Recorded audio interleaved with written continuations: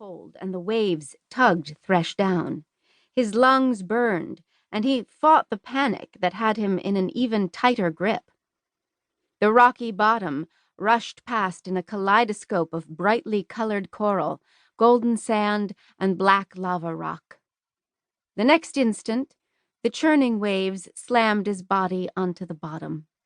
Rocks battered Thresh's chest, and streaks of red ran through the water. Which way was up? He was too dazed to even watch the bubbles rise as they hissed from his lips. He had to breathe.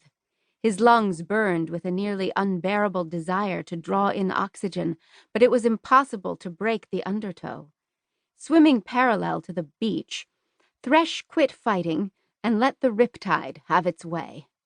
Ash tumbled past, his eyes wide, and a silent scream opened his mouth. The two collided in the churning current and grabbed instinctively at each other. The tide tumbled them around, then just as suddenly, it released them. Thresh bobbed to the top like a seal. He took a huge lungful of the best air in the world and stared up into the blue sky. He floated there a moment and tried to collect his thoughts. But he felt another tug, and before he could react, the current took hold again. He managed one gulp of air before the riptide took him under again. Fish rushed past, or rather, he rushed past them. He had a vague impression of parrotfish. His lungs began to burn again. The current propelled him toward a rocky finger that jutted into the water. If the water rammed him against the rocks, he'd die. Thresh dove deep, trying to break the current's grip. The riptide seemed to weaken.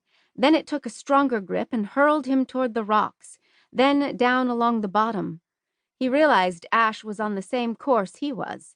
They rushed through a narrow tunnel so dark they couldn't see anything, adding to the sense of impending doom. Then the grip of the undertow relaxed. Feeling as though his lungs were about to explode, Thresh kicked up and up, past glowing plankton on the walls, past a colony of shrimp, until his starving lungs could take no more. He inhaled water just as his head broke into the air. The shock of salt water in his lungs made him gag and sputter, but he managed to keep from vomiting. Ash bobbed up beside him and flailed in the still water. Where are we? Some kind of cave. The ceiling hovered only about 5 feet overhead. The water was as clear as a goldfish bowl, and plankton lit the area enough for Thresh to make out Ash's face.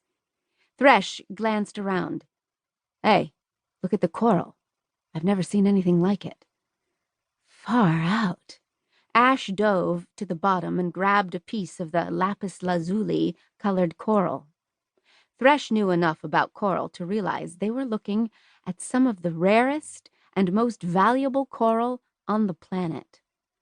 Aware his mouth was gaping, he closed it. Ash bobbed to the surface with a piece held up in his hand like a trophy. Blossom will dig this. Thresh's heart clenched at the mention of her name. I thought you were gone over Angel.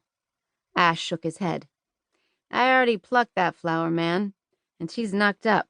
Can you dig it? He was always on the make. Blossom would be his next victim. Unless Thresh stopped him. Blossom deserved better. Hey, dude, do me a favor and lay off her, he said. Ash widened his eyes. Jealous, Thresh?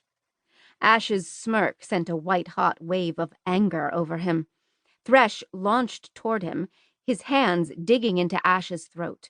Gulping in a lungful of air, the hated face went under the water against the coral reef on the bottom. After the ride on the current, Ash struggled very little, and it was over quickly.